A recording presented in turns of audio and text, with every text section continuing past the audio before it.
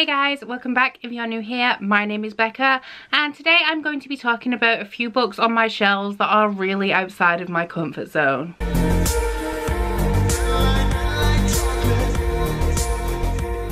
So if you guys have seen my first Bookopoly video, you'll know that when I was going through the board, I did get to the out of my comfort zone space and say, I need to make a video on this to show you guys the books I own that are outside of my comfort zone. Well, this is that video. So I have 6 books to show you today that I feel are really outside of my normal reading habits. Getting straight into it, the first one is First Grave on the Right by Dorinda Jones. This is the first book in the Charlie Davidson series. I believe that this is an adult paranormal detective series. I don't have a lot of experience with adult paranormal novels, and detective series are really not my thing. Like crime detectives, I'm just not really into. I have read the Dresden Files and really enjoyed them, but when I was much younger I would really like to reread that series. But now at the age that I am, I can't really remember much about the Dresden Files, and with this being a series with a female lead, I expect it to be quite different, and I literally have no idea what this book and this series will be about. The next book I'm not really sure how to categorize,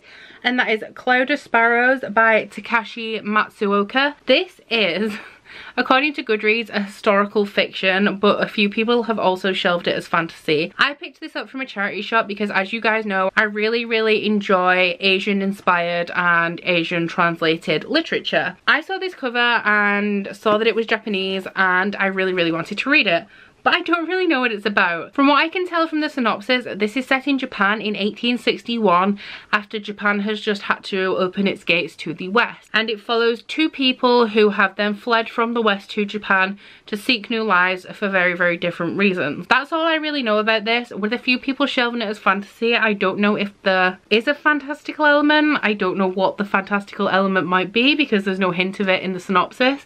But it does have a very high rating on Goodreads. I think it's a 3.98, which is like really good. And I'm interested to see what this is actually about. Kind of similar, we have The Book Thief by Marcus Zuzak. This is a historical fiction, and as you can tell from my Bookopoly board, and also you may have noticed if you've watched a few of my wrap-ups, I don't really read historical fiction because I don't really like it. I find it quite boring. A lot of people find the quaintness of historical fiction charming, but I just find it really dull. There are a few books I will make an exception for, The Book Thief being one of them, because a lot of people really love this book. And this is a story set in Nazi Germany, but the story is told by death, which I know is an aspect of it that's really interesting and unique, but it's also something that a lot of people really don't like. So this is outside of my comfort zone, 1 because it's historical fiction, and 2 because it has very mixed reviews and I'm really not sure where I will fall in my opinions on this book. Then we have a beastie literary fiction, and that is The Goldfinch by Donna Tartt. Now this is a masterpiece and it has definitely been shortlisted for awards, although I don't know if it has won any. I believe that this story centers around a painting, but I don't really know anything else about it.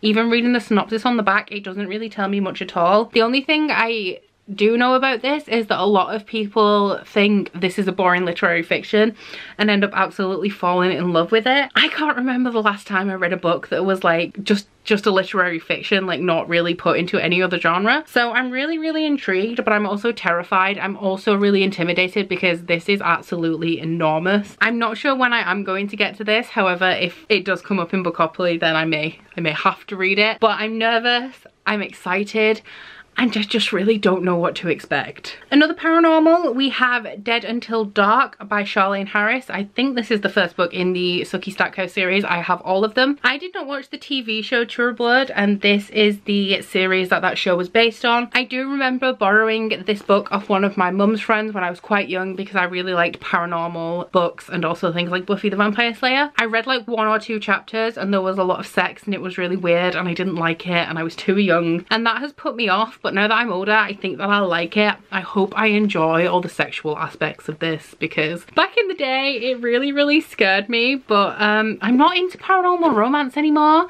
So I don't know if it's going to make me roll my eyes or I'm going to really enjoy it for its like smuttiness. But this is definitely outside of my comfort zone because I've had the experience of it terrified me when I was like 10. Also because paranormal is not my thing anymore, and like I said about the Charlie Davidson book, adult paranormal, I don't know what to expect, whereas if I read young adult paranormal, I pretty much know what's going to happen because it's kind of the same all the time. But adult paranormal, I don't really have much of an idea. And the last two books that I have are outside of my comfort zone for the same reason. And as I said with Cloud of Sparrows, I really like Asian inspired and Asian literature. And it's a wonder that I've never tried this format, but if you've just watched my Bookopoly video, you will know that I am going to be reading a book in this format soon.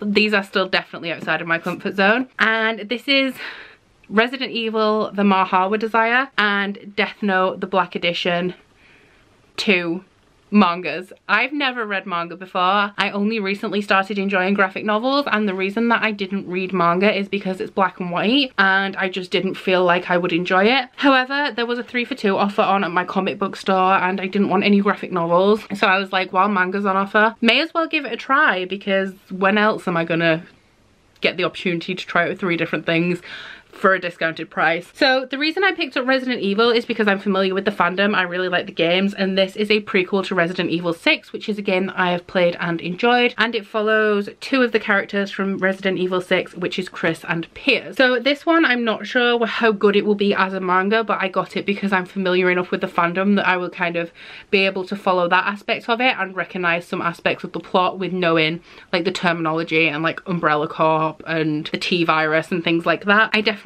thought it would be good for this to be one of the first ones that I read. And then Death Note, the Black Edition, I got this because it's 2 volumes bound into 1, so it's a bit chunkier.